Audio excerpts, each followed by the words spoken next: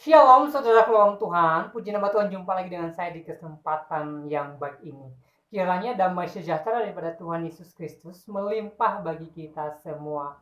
Saudara shalom Tuhan, di beberapa tempat di daerah Indonesia ini, kita sering mendengarkan kejadian-kejadian yang sifatnya intoleran, khususnya untuk kaum Kristen, saudara shalom Tuhan. Ada kalanya kita dengar berita bahwa ada pelarangan ibadah bagi umat Kristen. Ada pembubaran orang yang sedang beribadah, bahkan sampai penutupan gereja secara paksa. Dan ini merupakan sikap-sikap intoleran yang masih ada di negeri kita ini. Padahal ya semua agama atau semua orang yang beragama di Indonesia ini sama derajatnya di Indonesia ini, karena Indonesia ini milik kita bersama, negara kita bersama, dan juga kita bebas beragama di Indonesia ini. Tapi sangat disayangkan sekali masih ada sikap-sikap yang bersifat intoleran di negeri tercinta kita ini. Nah, saudara dalam Tuhan, sebelum kita lanjut, mari kita menonton cuplikan video yang berikut. Dan semoga dengan melihat video ini, kaum-kaum intoleran mereka sadar bahwa intoleran itu tidak baik, dan lebih baik dan lebih indah jikalau kita mengedepankan dan hidup bertoleransi. Yuk, mari kita sama-sama menyaksikan cuplikan videonya di video berikut. Saya ingin tanya sama orang yang ngamuk-ngamuk kalau orang pengen mendirikan rumah ibadah itu. Dari mana dia dapat dalilnya, Pak? Ada nggak di Quran? Kalau ada gereja hancurin, ada nggak? Kalau ada orang mendirikan rumah ibadah nggak usah diizinkan, ada nggak? Nggak ada kan? Ada konfirmasi dulu. Nah, kami mau mengadakan ini. Dan kalian harus konfirmasi juga dengan RT RW di sini kegiatan itu. Karena memang ini beda. Mari kalau masalah ibadah ini seperti ibadah ini, kan bisa konfirmasi kan panggil punya yang kontrakan. Dek, begini tolong hentikan. Tapi kalau rumah yatim sendiri seperti ini, suka aku rumahku. Ya memang betul juga suka. Saya cuma mencatat kaca rumah saya. Kan bisa kan? Kau dengar? Kenapa tadi mau bicara kaca? Jangan itu buruk nanti.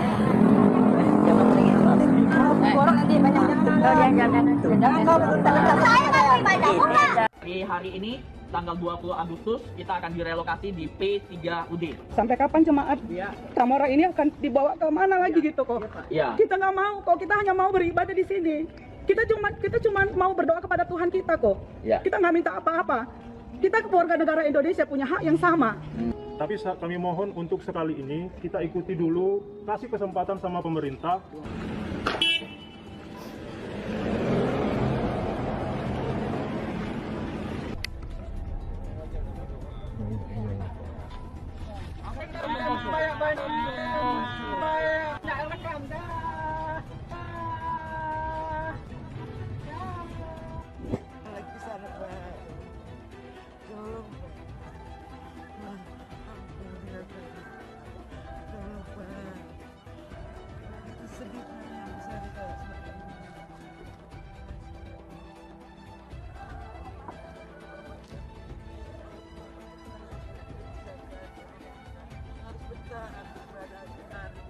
Negara yang seperti ini harus memohon kepada negara untuk mereka bisa beribadah.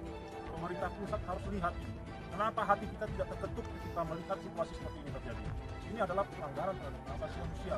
Tuhan, Tuhan, kasihani kami, Tuhan. Kok pada teganya mempersulit orang minoritas seperti ini? Apakah itu yang membuat kita melihat bahwa iman kalian adalah iman kecil dan cetek? Kalian ibadah tuh sering loh, lebih dari satu kali. Saya juga ibadah lebih dari satu kali dalam sehari, ya kan? Mereka seminggu sekali saja kok dipersulit, kok dibikin rempong. Kayak zaman penjajahan saja kalian. Makanya harapan saya sebagai orang muslim, hanya sedikit menghimbau kepada saudara-saudaraku yang sesama, seiman dengan saya yang beragama muslim. Dengan ibadahmu, atau ibadah ritual maksud saya, dengan sholatmu, Allah belum tentu bahagia. Allah belum tentu senang. Karena ibadahmu itu hanya untuk kepentingan dirimu terhadap Allah. Tetapi Allah lebih senang jika engkau bermanfaat untuk orang lain. Membuat hati senang orang lain.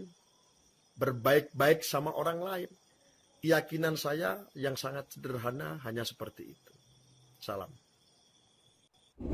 Kita bubarin gereja, bubarin orang ibadah.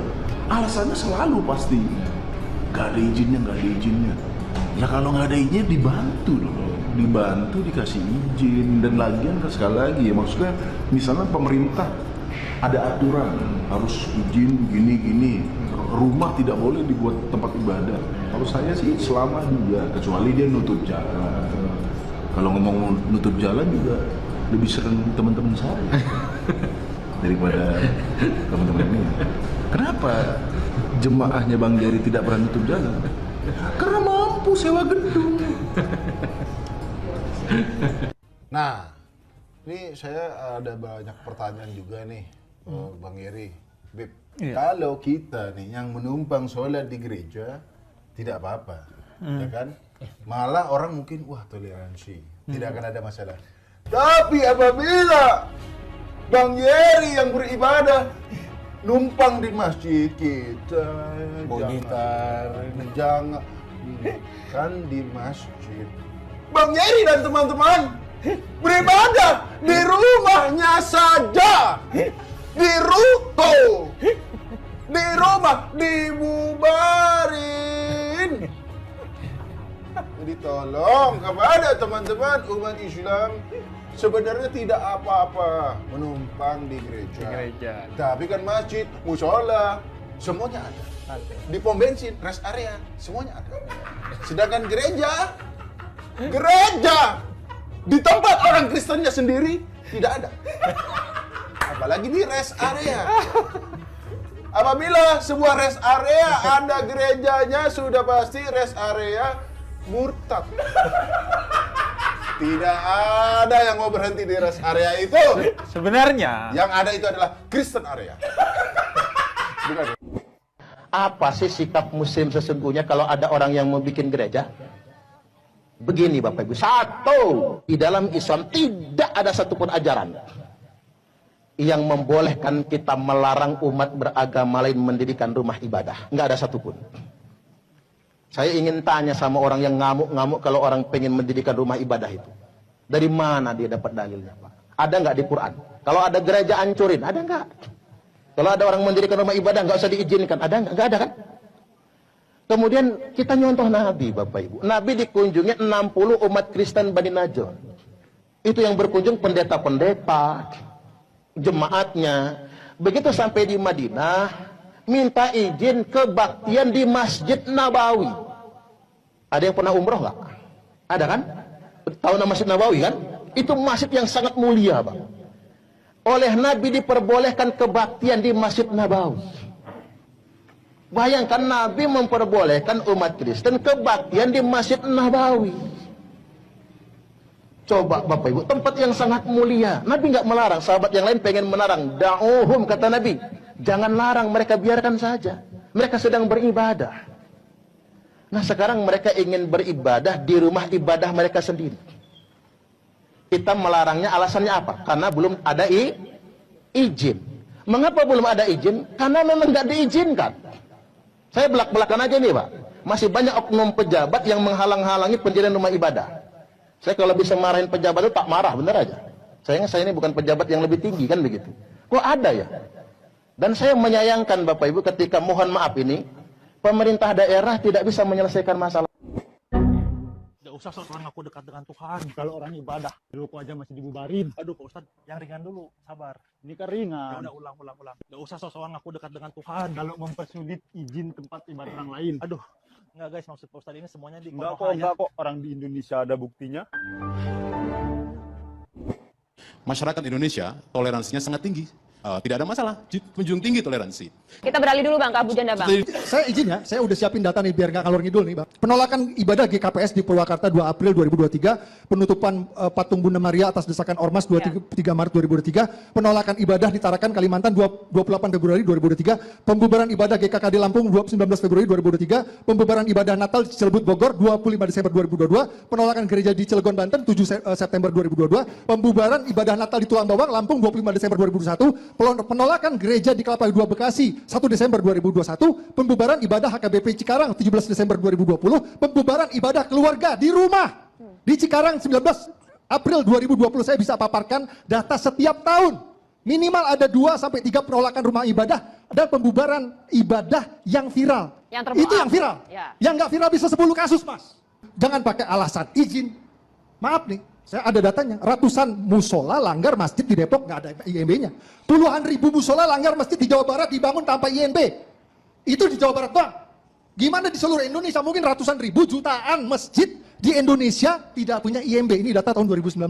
Ya, faktanya memang non Muslim aja yang sulit urus izin. Jadi kenapa non Muslim saja yang sulit urus izin? Sementara kita umat Islam tidak pernah kita terbentur dengan kesulitan izin dalam membangun masjid. Yang kedua, tepos lironya mana? Kalau kata wong Jawa ini tenggang rasa gitu ya. Orang lagi ibadah, orang Kristen ibadah itu kayak orang kita umat Muslim lagi sholat jamaah lah gitu. Sekarang balikin ke diri kita. Kalau kita lagi sholat jamaah ada yang datang, tiba-tiba bubar. Udah ada izin belum nih? Kira-kira perasaan kita gimana, Bang? Dan itu dianggap kebiasaan, dianggap normatif, dianggap kelaziman. Gila nggak? Di negara ini. Maaf nih, kemarin ribut-ribut Israel. Menurut saya, bangsa kita tuh belum pantas. Protes-protes Israel penjajah. Protes apa? Di protes Israel penjajah, kita di negeri sendiri masih jadi penjajah ke umat minoritas, Bang. Bang, saya mau tanya, Bang. Nggak pantas. Baik, saudara Tuhan, itu cuplikan videonya. Kita sudah simak apa yang disampaikan oleh beberapa orang di video tadi, bahwa lebih baik kita mengedepankan toleransi. Lebih baik dan lebih indah jikalau kita hidup bertoleransi dan saling menghargai satu dengan yang lain. Saudara Tuhan, di Indonesia ini kita sama derajatnya, saudara Tuhan. Tidak ada yang lebih tinggi dan tidak ada yang lebih rendah. Karena negara Indonesia ini adalah negara kita bersama. Dan semua kita umat beragama di Indonesia ini, walaupun agama kita beda dengan yang lain, ya kita sama, saudara Tuhan. Dan kita bebas beragama. Ya, baik agama Kristen, agama Islam, agama Buddha, Katolik, dan agama lainnya yang sudah disahkan di Indonesia ini. Sekali lagi saya katakan bahwa negara ini adalah negara kita bersama dan kita sama-sama punya hak di Indonesia ini. Jadi apa salahnya jikalau kita saling menghargai, saling menghormati satu dengan yang lain. Dan bagaimana semua itu bisa terwujud dengan kita mengedepankan toleransi. Kita mau hidup bertoleransi. Dengan toleransi kita bisa menghargai orang lain. Saudara dalam Tuhan, sangat disayangkan sekali di beberapa tempat di Indonesia ini masih saja kita mendengarkan sikap-sikap yang bersifat intoleran, saudara dalam Tuhan. Terkhusus buat umat Kristen, di mana Kristen sendiri sering mengalami berbagai tekanan di Indonesia ini. Ada yang gerejanya ditutup paksa, ada yang jemaahnya dibubarkan secara paksa, ada juga jemaatnya dilarang beribadah dan segala macamnya. Hanya karena persoalan yang sebenarnya tidak bisa merupakan suatu alasan, saudara dalam Tuhan. Dan saudara, doa kita bersama, semoga di kemudian hari ya Indonesia ini semakin damai, semakin rukun antara umat beragama, dan harapan kita semoga sifat-sifat atau sikap-sikap intoleran ini tidak ada lagi di kemudian hari. Karena kenapa, saudara dalam Tuhan? Ya, toleransi itu indah adanya daripada kita bersifat intoleransi. Nah, saudara dalam Tuhan, saya tidak panjang lebar menyampaikan pesan melalui video ini. Kiranya video singkat ini memberkati kita dan Tuhan Yesus memberkati kita semua. Shalom.